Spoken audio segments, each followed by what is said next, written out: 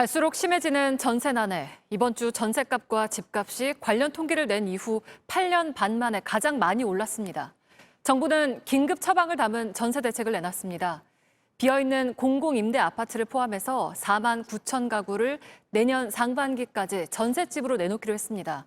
소득이나 재산에 상관없이 무주택자는 누구나 신청을 할 수 있고 선정이 되면 길게는 6년 동안 살 수 있습니다. 다음 달부터 입주자를 모집해서 빠르면 내년 2월부터 입주를 시작한다는 계획입니다. 먼저 송지혜 기자입니다. 정부가 전세난을 풀기 위해 내놓은 처방은 당장 들어가 살 수 있는 전셋집을 최대한 많이 내놓는 속도전입니다. 조속한 전세 시장 안정을 위해 전국에 4만 9천 호, 수도권에 2만 4천 호의 물량은 내년 상반기까지 공급할 계획입니다. 2022년까지 전세로 공급하는 물량이 11만 4천 가구인데 이 중 40% 이상을 앞으로 7개월여 안에 내놓겠다는 겁니다. 가장 규모가 큰 건 공공임대 아파트입니다. 석 달 넘게 비어있는 공공임대 3만 9천 가구를 전셋집으로 씁니다.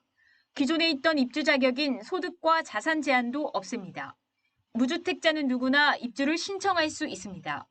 당장 다음 달부터 모집해 내년 2월 입주시킨다는 계획입니다.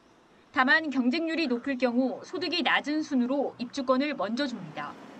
세입자로 선정이 되면 최대 6년간 살 수 있는데 기본 4년간 살 수 있고 대기자가 없으면 2년 더 사는 방식입니다.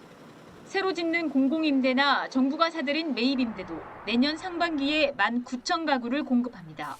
입주를 예정보다 석 달가량 앞당긴 것입니다. 입주가 늦어지지 않도록 입주자를 뽑으면서 도배를 하고 장판을 깔기로 했습니다.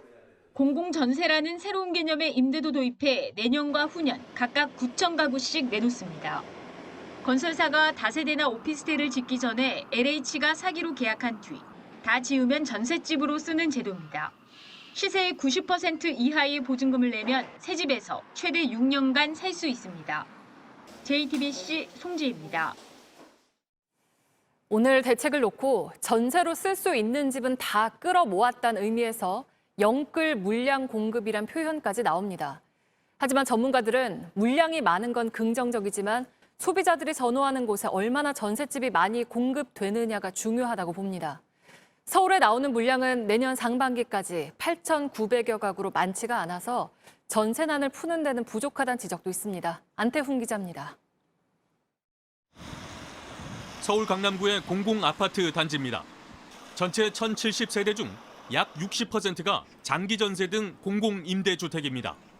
SH에 따르면 이 가운데 28세대가 석 달 이상 빈 상태로 남아 있습니다. 이런 집을 소득이나 자산 기준 없이 무주택이라면 누구에게나 공급하겠다는 게 정부의 계획입니다. 주민들 의견은 갈립니다. 빈자리 생긴 거면 그냥 누구나 들어올 수 있게 자리를 내줘도 된다고 생각합니다. 서민들을 위한 그런 조건을 가지고 만들어진 건데 지금 당장의 어려움 때문에 그런 걸 풀어버리면 서로 간의 형평성이 맞지 않으니까. 이처럼 비어있는 공공임대주택을 비롯해 내년 상반기까지 서울에서 정부가 내놓는 전셋집은 총 8,900가구입니다. 전문가들은 서울의 경우 수요에 비해 공급이 충분치 않다고 보고 있습니다. 반면 수도권은 상황이 다릅니다. 경기도 양주시 고읍동에 있는 국민임대주택 등 상대적으로 입지가 좋지 않아 오랜 기간 비어있는 곳도 적지 않습니다. 이번 대책이 성공하려면 서울을 비롯해 전세난이 심각한 지역을 꼽아 집중적으로 물량을 공급해야 대책이 효과를 볼 수 있다고 전문가들은 조언합니다. 1, 2인용 공공주택이 성공할 수 있을지도 주목됩니다. 공장에서 만들어 조립하는 모듈식 주택이 대표적입니다.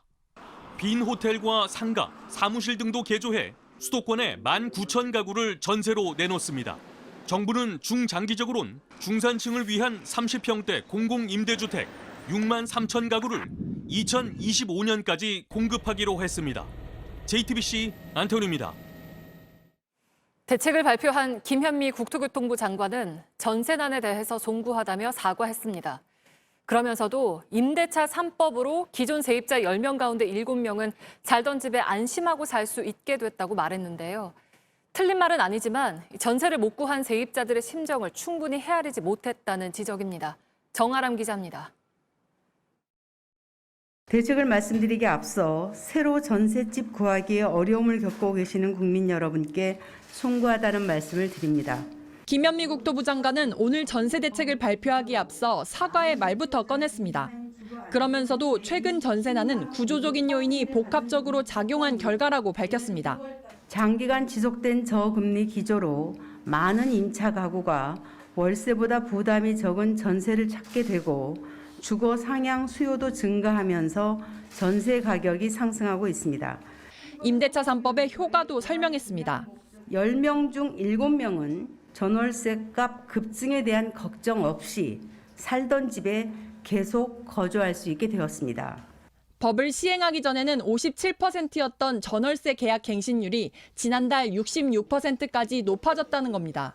하지만 집주인 실거주 등의 이유로 살던 집에서 나와야 하거나 전세를 못 구하는 신혼부부가 많은 상황을 감안하면 현실과 동떨어지는 인식이 아니냐는 지적이 나옵니다. 정책을 사실 만들 때는 집값을 안정시키고 서민들에게 도움이 되고 청년들에게 희망을 주려고 했던 것 같은데 그 자체가 도리어 더 부작용이 일어나고 거리가 멀어지는 거. 김 장관은 어제 국회에서 호텔을 개조한 청년주택이 굉장히 반응이 좋다고 말해 논란이 되기도 했습니다. 김 장관이 언급한 곳은 서울 숭인동의 청년주택인데 주변 공인중개업소들은 일반 원룸과 다르지 않아서 더 반응이 좋다고는 할 수 없다고 전했습니다. JTBC 정아람입니다. 문재인 대통령이 곧 서너 개 부처의 장관을 바꿀 걸로 보입니다. 그런데 저희 취재를 종합해 보니 김현미 국토부 장관도 교체 대상에 들어갈 걸로 보입니다. 심수미 기자입니다. 개각 시기는 이르면 다음 주, 늦어도 12월 초는 넘지 않을 전망입니다. 관심은 대상입니다. 여권 관계자는 이와 관련 김현미 국토부 장관도 포함될 것이라고 말했습니다.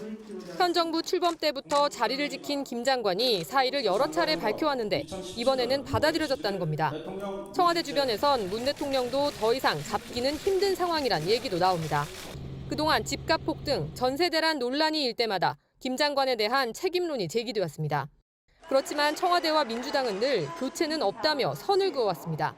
문 대통령이 김 장관의 일처리를 긍정적으로 평가해온 데다 김 장관 교체가 정책 혼선에 대한 인정으로 받아들여질까 봐 한 목소리를 낸 겁니다. 하지만 최근 김 장관의 거취를 묻는 질문에 민주당 이낙연 대표는 조금 달라진 답변을 했습니다. 오래되지 않은 그 시기에 최근에라는 뜻이겠죠. 대통령을 뵙고 여러 가지 얘기를 나눈 적이 있습니다. 거기에는 여러분께서 상상하시는 문제도 포함됐습니다. 이 때문에 내년 4월 서울시장 보궐선거를 앞두고 당 쪽에서 먼저 분위기 쇄신을 건의했을 수 있다는 분석이 나옵니다. 실제로 여당 내부에는 이정욱 여성가족부 장관에 대해서도 교체해야 한다는 주장이 있습니다. 막대한 예산이 드는 서울시장 선거를 성인지 감수성 학습 기회로 표현해 논란을 일으켰기 때문입니다. 이런 가운데 김현미 장관이 교체될 경우 후임으로는 박선호 전 국토부 1차관이나 국회 국토위원장 출신 조정식 의원 등이 거론됩니다. 한편 문 대통령이 이번 개각에선 최소한의 장관만 바꾸고 내년 초 홍남기 경제부총리 등 경제 라인을 재편하는 2차 개각을 할 거란 전망도 나옵니다. JTBC 심수희입니다.